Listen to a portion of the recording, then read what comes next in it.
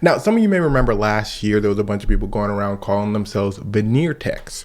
Brandon was one of those people, but Brandon had a problem. He got arrested because there's no such thing as a veneer tech. You have to be a dentist to put veneers on people. It's like calling yourself a nose job technician. No, you got to be a surgeon. Now, Brandon's problem is actually bigger than it may seem because he just got all his charges and his counts. He got 110 counts. Brandon looked at his lawyer. He said, how I got 110 counts, meanwhile Sean Puff Daddy Combs only got 5? How'd that make sense? Brandon's lawyer said, great question, Brandon. You see, the thing about the court of law is it's not just about how many crimes you do. Those are your charges. It's about how many times you do those crimes. Those are your counts.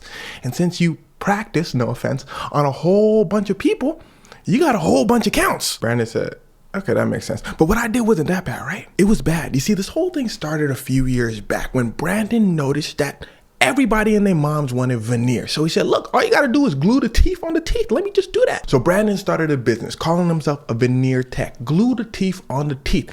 Now, I want you to peep his jewelry. That boy was making money. He was charging an average around $3,000 per set.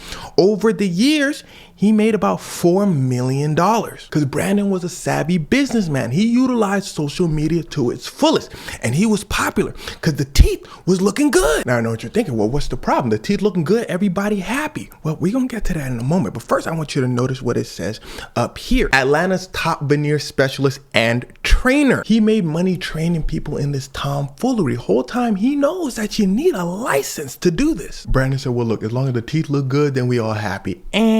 Because here's where things start to get wicked. Because it turns out there's a reason why you need a dentist to put veneers on you. There's a lot of details that go into veneers. You got to shave the teeth a certain way if needed. You got to clean the teeth a certain way.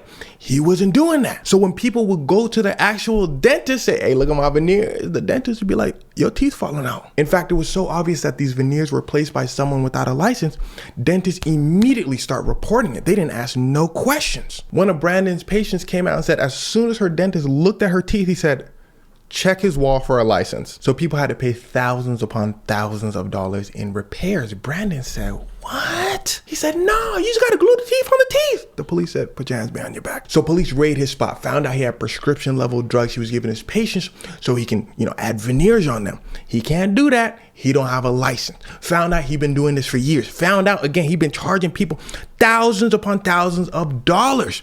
This is fraud. This is theft. So now you can see how the charges and accounts start adding up. Worst part is he can't deny any of this stuff. He documented everything on Instagram. This man got so many charges, they slapped him with a RICO. They say, you know what? You did all of this stuff under an organization. It's a criminal organization. We just gonna give you a RICO too. Brandon looked at his lawyer. He said, RICO? Who they think I am? Jeffrey Thugger Williams? Brandon's lawyer said, well, you do have an organization and you did commit a lot of crimes, so it kind of fits the status of a RICO. Brandon said, you the ops? Brandon's lawyer said, no. But side note, I collect my fee whether we win or lose. And well, it's probably gonna be a tough case for Brandon, especially for the fact that this whole thing happened in Atlanta. And I'm sure Atlanta wants to send a strong message about scamming. So not looking good because Atlanta's been in a whole thing about cleaning up its image. That's why they wanted to lock up Young Thug so bad. They wanted him to be sort of the poster boy of everything wrong with Atlanta, since Young Thug is a huge part of Atlanta culture. So they figure, okay, we lock up Young Thug and we send a message, hey, don't be doing Young Thug things. It seems to be the same thing for Brandon Dillard because they gave bro 113 counts to be specific. They want him bad. They even charged him with battery. Battery is the unlawful physical contact with somebody else. Technically, he had physical contact with other people by putting veneers on them. And technically, it was unlawful for him to do so. So it does constitute as battery. And with all of the patients, they found that he put veneers on. They all count as a count of battery. That adds up to a good many years. And that's one of the charges. They charge him with theft as well. Technically, he's stealing people's money, right? Because people paid him under false pretenses. So he's technically stealing people's money. Now, the interesting thing is all of these technicallys I'm telling you are technically true, but they can be technically false. And that's why we have the court system. Because now a jury's going to sit there and say, oh, well, maybe that's a stretch. Maybe we won't count it as stealing. Maybe we'll count it as scamming. Maybe it's not battery. I don't know. That decision is up to a jury. They can say even yes, battery for some people, but no battery for other people that he performed the veneer thingy on. So he can literally see from a couple years to a couple decades.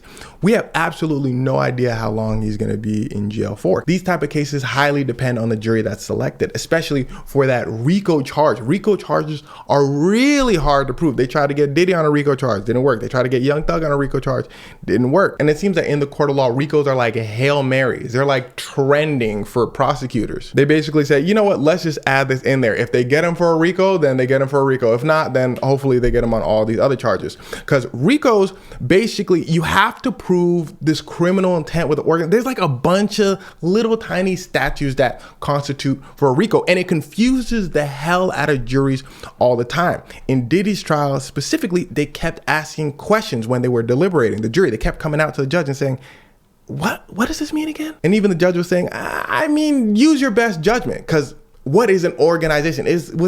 Was Brandon's practice and organization? You could most likely say yes. Was he the only employee? Do we need other employees to count it as an organization? But a lot of times juries just sit there and go, you know what? Maybe the RICO charge is just a stretch. At the end of the day, Brandon was practicing dentistry without a license. Am I going to call him a criminal organization?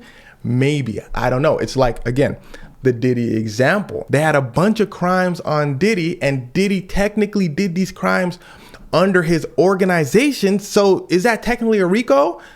Yes, I guess. So Diddy's jury was asking about the security guard. Does he count as like an employee? Like, what do we do here? At the end of the day, Diddy's jury said, you know what? Diddy just freaky. Diddy just violent. Let's book him on the charges associated with that. We don't know about the RICO. We just gonna drop it. But what we also learned from high profile charges like Diddy's, like Young Thug's, is the judge is a huge factor. I feel like trials and laws are kind of there for show. I feel like humans at the end of the day look at something and pretty much make a decision. In Young Thug's case, Young Thug's prosecutor seemed highly corrupt. Young Thug was in jail for many years and things weren't really going anywhere. So Young Thug's judge said, dude, just let him go. In Diddy's case, it was the opposite. Diddy seemed to get away with a bunch of things. So Diddy's judge is like, no. We gonna look to give you the maximum time on the charges that you did get. So in Brandon's case, it really depends on the judge he gets as well. Imagine you're sitting there as Brandon's judge and you find out Brandon absolutely knew he was screwing up with people's teeth. Let's say the prosecution comes out and says, Brandon got many complaints over the years saying, hey, Brandon, my teeth are basically falling out. Can I have some money back or something? And Brandon said, no. Psych.